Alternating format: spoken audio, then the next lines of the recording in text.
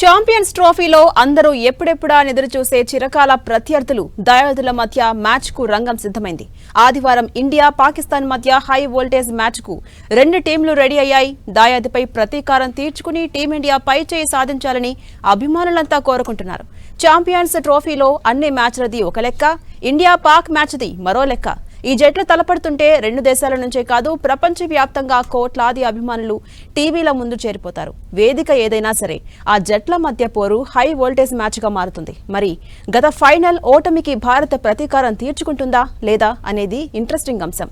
Champion ట్రోఫీలో defending champion గా పాక్ టోర్నీని ఓటమితో ప్రారంభించింది. అదే సమయంలో బంగ్లాపై ఘన విజయంతో భారత్ రెట్టించిన ఆత్మవిశ్వాసంతో బరిలోకి దిగుతోంది.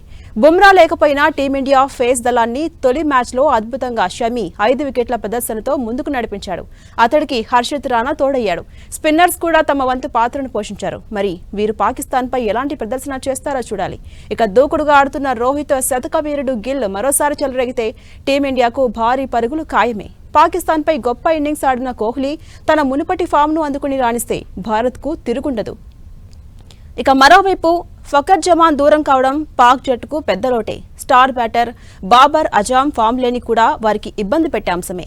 పాకిస్తాన్ కి ఇది చావో రేవో లాంటి మ్యాచ్. తొలి మ్యాచ్ లో ఓటమి చవిచూసిన పాకిస్తాన్ కు భారత్ మ్యాచ్ అత్యంత కీలకం.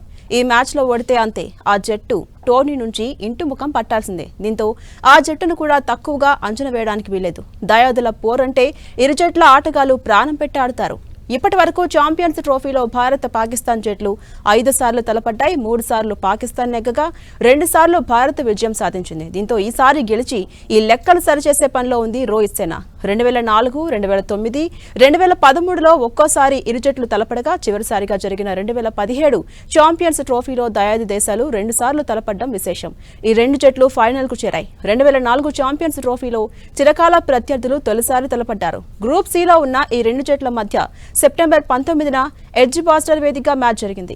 లాస్ ఓడి బ్యాటింగ్ దిగినటువంటి టీమిండియా 200 పరుగులు చేయగా పాకిస్తాన్ 3 వికెట్ల తేడాతో ఘన విజయాన్ని సాధించింది. 2009లో గ్రూప్ ఏలో భాగంగా రెండు జట్లు సెంచరీన్ వేదికగా తలపడ్డాయి. పాక్ మరోసారి టాస్ గెలిచి బ్యాటింగ్ ఎంచుకుంది. 50 ఓవర్లో 302 పరుగులు చేసింది. ఆ తర్వాత భారత్ 248 పరుగులకే 44.5 ఓవర్స్లో కుప్పకూలింది. దీంతో భారత్పై రెండోసారి విజయాన్ని నమోదు చేసింది. ఇక 2013లో గ్రూప్ బిలో భాగంగా లీగ్ స్టేజ్ చివరిలో జూన్ 17న రెండు జట్లు తలపడ్డాయి. అప్పుడు ఇండియా టాస్ గెలిచి బౌలింగ్ ఎంచుకుంది. వాతావరణం అనుకూలించకపోవడంతో 40 ఓవర్స్కు కుదించిన ఈ మ్యాచ్లో పాకిస్తాన్ను 165 పరుగులకు భారత్ కట్టడి చేసింది. ఆ తర్వాత కూడా వర్షం అంతరాయం కలిగించడంతో టీమిండియా లక్ష్యాన్ని 22 ఓవర్లకు 102 పరుగులకు కుదించారు. 19.2 ఓవర్లలోనే లక్ష్యాన్ని ఛేదించి పాక్పై తొలి విజయాన్ని భారత్ నమోదు చేసింది. 2 వికెట్లు పడగొట్టిన Bhuvneshwar Kumar man of the match గా నిలిచారు.